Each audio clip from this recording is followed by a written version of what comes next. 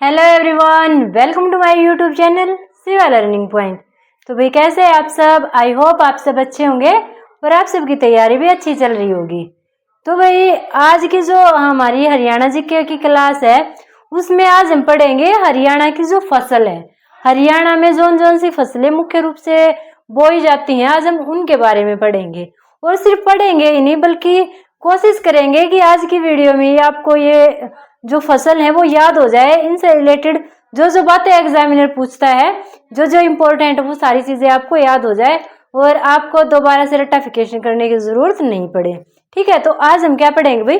हरियाणा की फसल। भाई हरियाणा से बिलोंग करते हो, आप सबको पता ही होगा कि भाई क्या क्या बोया जाता है। फिर भी आज हम देख लेते हैं, हम ये देख लेंगे कि किसके लिए कितनी वर्षा की जरूरत होती है, कितने तापमान की जरूरत होती है, वो सारी चीजें हम देखेंगे। ठीक है, तो भाई एक चीज देखो, हरियाणा की फसल, हरियाणा में जो फसल होती है ना वो दो तरह की होती है। ठीक है, एक होती है रबी की फसल और एक बोली जाती है खरीफ की फसल।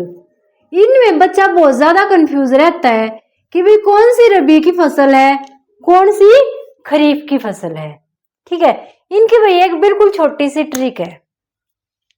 अगर रबी की फसल है, रबी छोटा वर्ड है, 2 अक्षर का वर्ड है, तो भाई जो सर्दी में बोई जाती है, देखो सर्दी 2 अक्षर का वर्ड बना दिया, तो जो सर्दी में बोई जाती है वो सारी हो जाएंगी हमारी रबी की फसलें। ठीक है, जो सर्दी में बोई जाती है वो हो जाएंगी रबी फसलें। उसके बाद खरीफ। अब देखो खरीफ के लिए गर्मी, गैरमी, गर्मी को हम ऐसे लिखेंगे।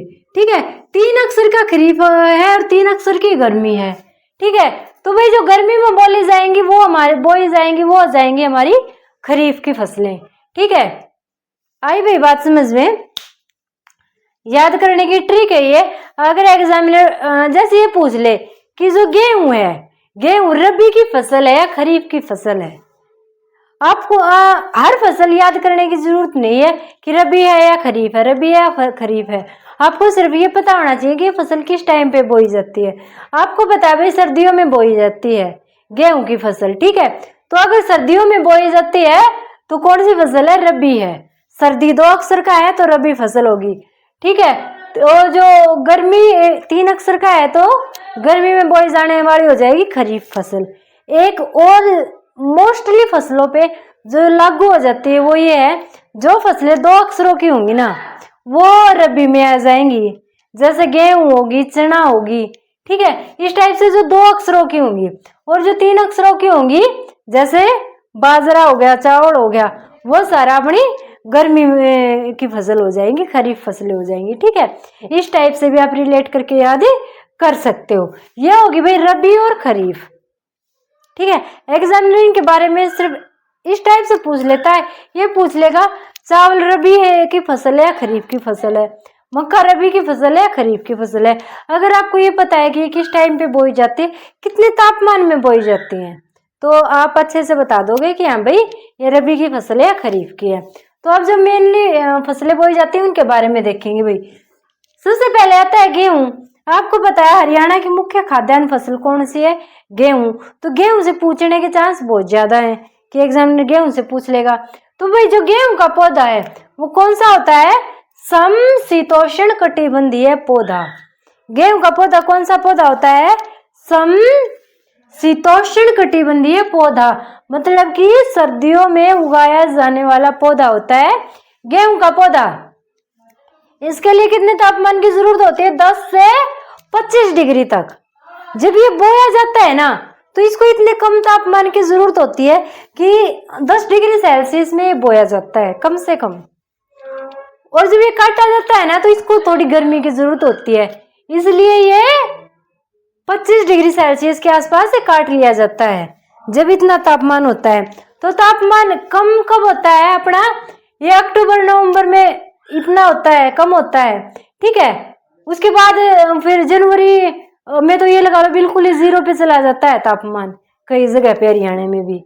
ठीक है, उसके बाद फिर अप्रैल मई तक ये 25 डिग्री 28 डिग्री इतना हो जाता है। तो भाई ये सितंबर में, मतलब सितंबर अक्टूबर में बोई जाएगी, अक्टूबर नवंबर लगा लो, और आपकी अप्रैल मई में काट ली जाएगी गेहूं की फसल। उसके बाद क्या, अभी वर्षा कितनी चाहिए इसके लिए? इसके लिए 50 सेंटीमीटर से 70 सेंटीमीटर की वर्षा की जरूरत पड़ती है गेहूं के पौधे को, ठीक है। 50 सेंटीमीटर से 70 सेंटीमीटर वर्षा की जरूरत पड़ती है। उसके बाद भाई देखो ये इंपॉर्टेंट है, गेहूं उत्पादन में प्रथम पूछ लिया जाता है कौन सा जिला हरियाणा में गेहूं उत्पादन में सर्वप्रथम है? तो कौन सा जिला है भाई? सिरसा जिला, ठीक है। सिरसा जिला गेहूं उत्पादन में पूरे हरियाणा में पहले स्थान पे है।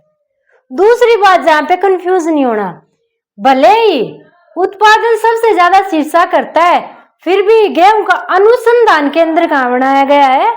करनाल में। कहाँ बनाया गया भाई? करनाल में बनाया गया। दोनों साथ साथ इसलिए लिखे ताकि आप भविष्य में कंफ्यूज ना हो जाओ। तो भाई गेहूं के उत्पादन सबसे ज्यादा कौन करता है? सिरसा जिला करता है। और गेहूं का अनुसंधान केंद्र कहाँ बना दिया?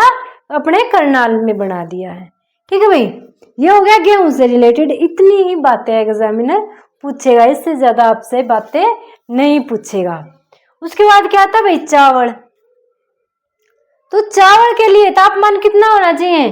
20 डिग्री से 27 डिग्री के आसपास होना चाहिए, ठीक है। और जो चावल है उसके लिए भाई चिकनी मिट्टी की जरूरत पड़ती है, ठीक है। थोड़ी चिकनी मिट्टी चाहिए। और चावल के लिए भी वर्षा कितनी होनी चाहिए? 100 सेंटीमीटर से 200 सेंटीमीटर। इसका मतलब क्या है कि ये जो जिसको हम चमासे बोलते हैं ना, बरसात का मौसम, हरियाणा में चमासे बोल देते हैं, चमासे आगे भाई।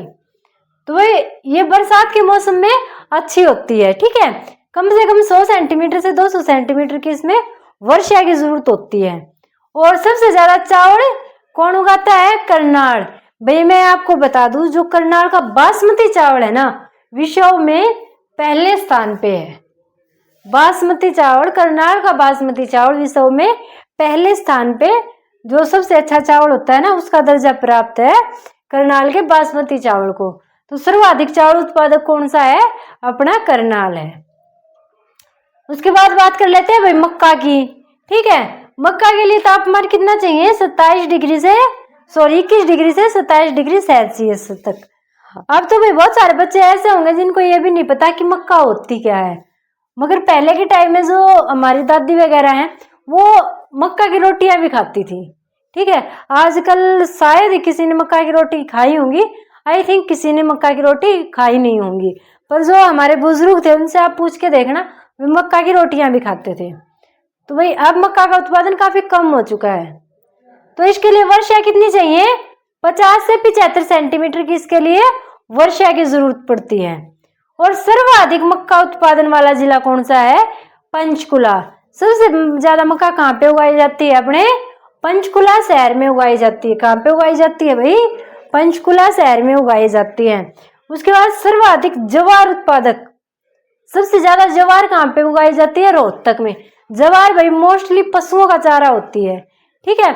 जो गाय भैंस रखते हैं उनको पता होगा भाई जवार का, शायद शहर में रहने वालों को ना भी पता हो, पर जो गांव में रहते हैं उनको सबको पता होगा कि जवार क्या होती है।